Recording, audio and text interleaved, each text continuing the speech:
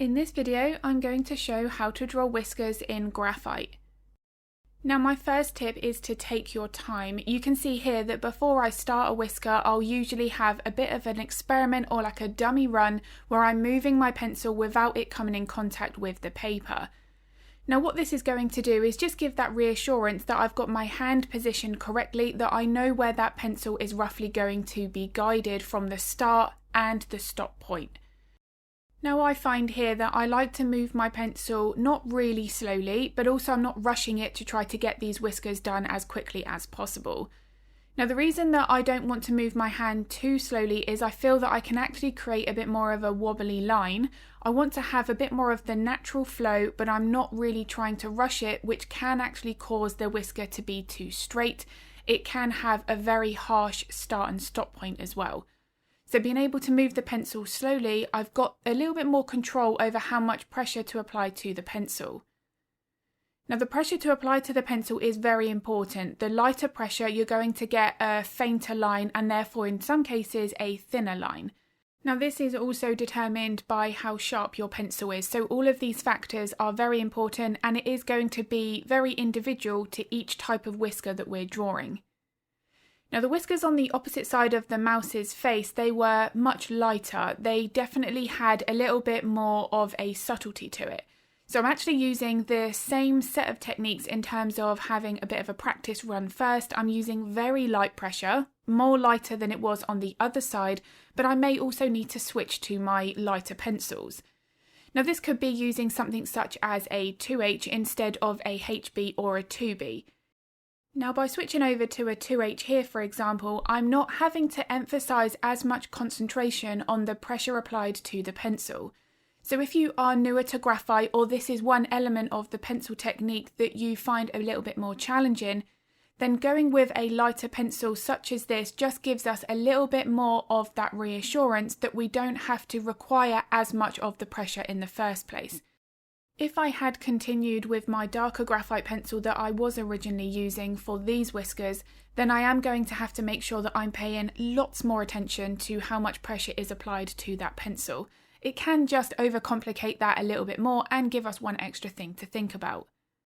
Now one other thing that I want to mention here, because I feel this is really important, is I don't like to use pencils that are far lighter and therefore a harder lead, such as a 4H or a 7H, for these light whiskers.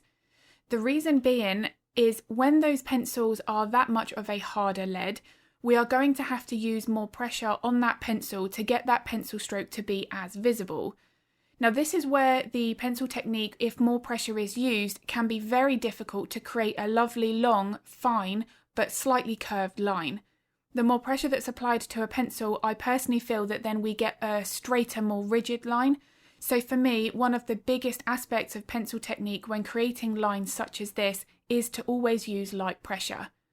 Now if I'm using a very light pencil such as a 7H for the whiskers, I can't use light pressure to this extent to get these lovely long lines because the pencil stroke just won't show up. So this is where we would be more tempted to apply more pressure to get that 7H pencil to show up, but then we're not being able to create these nice natural looking whiskers in the same way. So the pencil that we use here, I feel, is really important.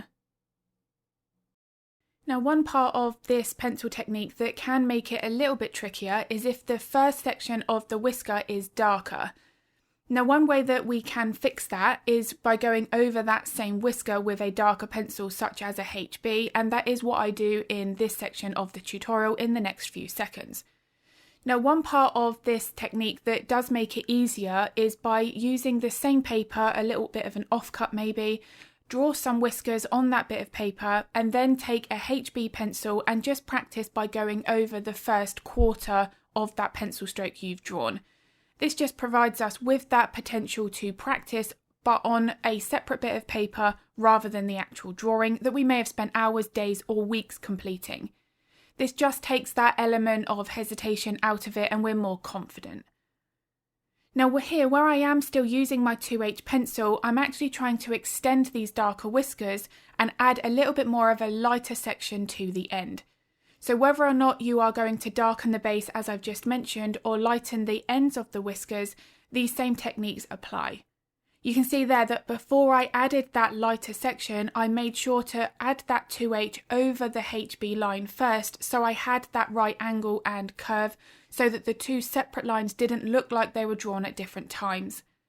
This sort of control over the pencil can all be done on those scrap bits of paper, and as you can see here, it's exactly the same principle, but I'm just darkening the first portion. Now I have sharpened my pencil to make sure that I can see exactly where this is landing because these whiskers are so fine. If I was using a blunt pencil here, I am potentially going to make the base of these whiskers far too thick. Now depending on the whisker that we're drawing, we may not want that. The whiskers may need to be fine all the way from the beginning to the end. However, in most cases, the whiskers are going to get to a very, very fine point, and at the end of that whisker, just after halfway, that's when I usually start to ease off of the pressure, so that line is getting thinner and thinner before it just looks like it fades out into the white of my paper. Now one last tip is I personally like to try to make sure that all of the fur or feathers, whatever it is underneath the whiskers, is completely finished before I add these top final details. But there are always times where you may need to adjust minor little things in between, but certainly if there was any highlighting that need to be done and the erasers going over the top, I do always try to make sure that that's in place before the whiskers are added. I don't want to then spend all this time on the whiskers to then have to accidentally remove them by enhancing the highlights of the fur beneath it. So I do hope this video has been useful. If it was, I'd be very grateful if you could give it a like and a thumbs up. It makes a huge difference to my channel. I also upload a couple of videos to YouTube every week, so if you would like to get notified of that content, then don't forget to hit the subscribe and the bell button. If you do have any art related questions, feel free to pop them in the comments below. I'm more than happy to help if I can. And if you are interested in drawing along to the real-time version of this mouse or any of my other step-by-step lessons, then I will link the information to those in the description below. I'm going to be uploading another video next week, but as always, thank you so much for watching.